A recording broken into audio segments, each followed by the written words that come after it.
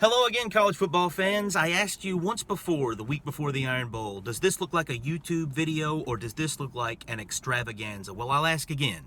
Does this look like a YouTube video or an extravaganza? Well, look at the outfit, baby.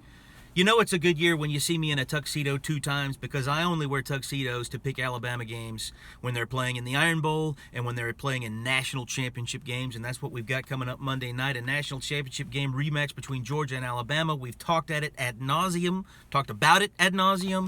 and now we're going to talk about it just a little bit more. Now, I would love to say that I have not enjoyed disparaging the name of the Georgia football program and dashing all of the hopes and dreams of the Bulldog faithful. Now, I've enjoyed it a little bit. I'll be honest about that. But mainly it's just because Kirby's been so dumb about his quarterback situation his entire career. I mean, should we call it the curse of Justin Fields, or is it just the Kirby curse? I don't know.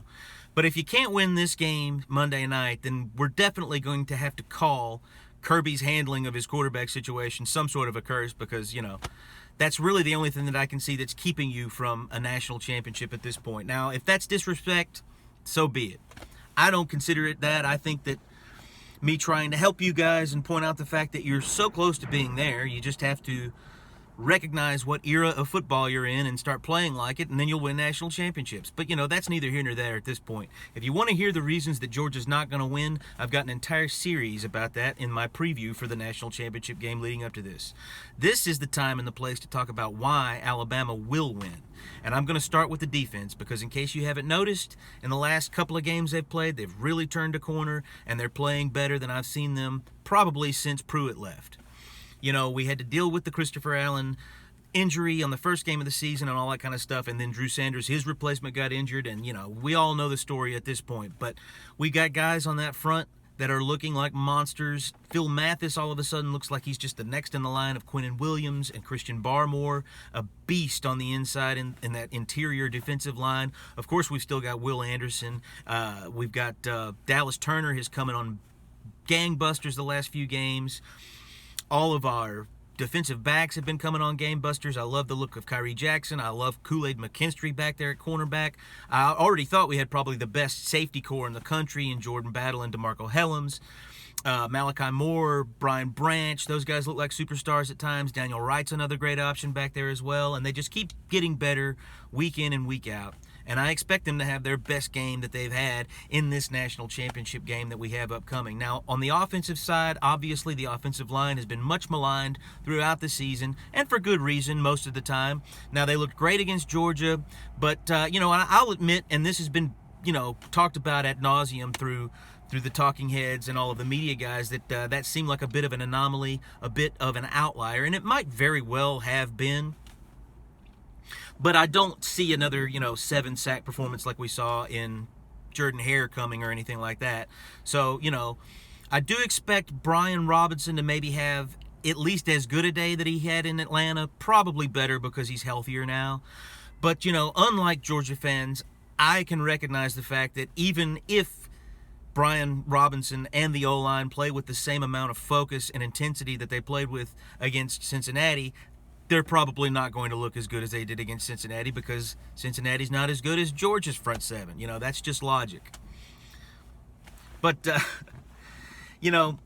being said, the real interesting thing to look at in this game is who's going to fill John Mechie's shoes. Now, Alabama didn't show much of their hand against Cincinnati, so we really don't have the answer to that question yet. I mean, Ja'Cory Brooks did a good job, but nobody, they didn't pass enough to really see who they're going to be leaning on a lot. But, I mean, between Ja'Cory Brooks and Trayshawn Holden and JoJo Earle and Ajay Hall and all of those 5-star superstars that are just waiting in the wings, you really expect for somebody to introduce themselves to the nation as Alabama's next elite receiver prospect back there, But some guys that we haven't heard much about throughout the season are Alabama's tight ends, who are, in my opinion, very good. Every bit as good as Georgia's core that we hear so much about, and for good reason. Brock Bowers is an absolute superstar. But Jaleel Billingsley proved himself to be a superstar last season, and then early this season he got in Nick Saban's doghouse, whatever that means, but he did get on his bad side. And worse than that, through the season, he drops and passes when he shouldn't, and so has Cameron for that matter. But guys like that have already established that they are elite talents, and of course Jaleel Billingsley is a matchup nightmare, in that tight end position, just like Brock Bowers is, but we've kind of forgotten about him, and I love forgotten superstars going into national championship games. Those are my favorite things. So be on the lookout for those when we're going into this game. Now, as far as how it's going to go, how the scoring is going to happen, I do believe that Alabama will get the ball first, no matter who wins the toss, because I don't think Georgia's going to want to run the risk of Alabama getting the ball first in the second half the way they did in Atlanta, because that was the kill shot. That touchdown to Jameson Williams when he beat the double coverage for the first possession in the second half, that was the kill shot for Alabama in that game, and I don't think Georgia wants to risk that happening to them again. So if Alabama gets the ball first, I do believe they'll score a touchdown, because they've really made a habit of doing that for the past few seasons on offense. When they get the ball first, you can pretty much count on the fact that 80% of the time they're going to get a touchdown on their first possession. And now they may take a shot on the first play that goes for a long touchdown. I don't know. I doubt that happens, but I would not put it past O'Reilly. And I certainly wouldn't put it past Bryce Young and somebody like Jameson Williams, or maybe one of the younger guys, to actually pull something like that off. But if that doesn't happen, and the chances of it aren't that likely. But if it doesn't happen, then they'll probably scrape and claw, and it'll be one of those kind of deals where maybe they have a couple of fourth down conversions.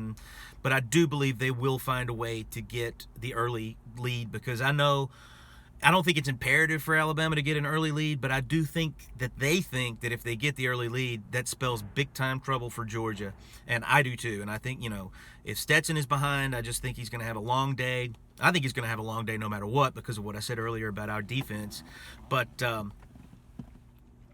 I think that at that point it's going to be 7-0 Alabama to start off early, but I believe that Georgia will battle back. I think they'll get a couple of field goals to make it 7-6, either late in the first quarter or early second quarter.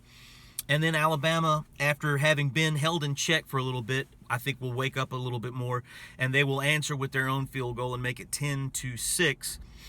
And then we'll have another lull where there's not a lot of scoring, but I believe Alabama will score another touchdown before the half to make it 17-6 at halftime. Now, coming out of halftime, I believe that Georgia might be in a little bit of a panic mode. They may bring in JT Daniels. They may not, but I do believe that they will be pressing a little bit, and this is when the turnovers begin to happen. And I believe Alabama will get points off of a turnover somehow and make it 24-6, and then Georgia will get their only touchdown of the game and make it 24-13. And at this point, Alabama will be in a little bit of a cruise control mode. I think they'll get a field goal to make it 27-13, and then maybe another turnover happens, maybe not, but I do believe Alabama will get another score to make the final 34-13 Alabama. Now, going through the week, I had sort of a gut feeling that it would be 31-13, but since it's that close to a famous score, and I get to pay homage to one of my favorite teams, probably my favorite Alabama team of all time, and anybody that's watched my channel and anybody that's a Bama fan knows what I'm talking about, and you can guess the game and score that I'm paying homage to in that 34-13 national championship final. But all that being said, this has been so much of a fun season, and I cannot wait for this game.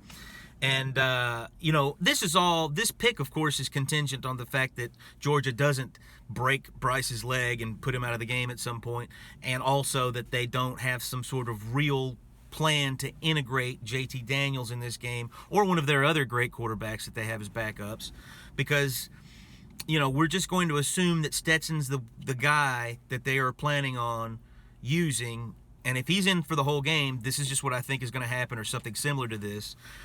Now, when I say integrate JT Daniels, I don't mean wait until Georgia's in a big hole and then put him out there. That's not a plan.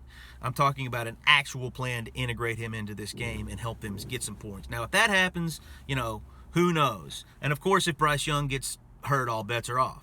But all that being said, if all the players play that we think are going to play, 34-13 is your pick. And one more thing going into this game. Kirby Smart, you should have shook Ric Flair's hand when you had the opportunity. That's all I'm going to say. And Bulldogs, to be the man, you got to beat the man. And woo! I don't think you can beat the man. Thanks for watching.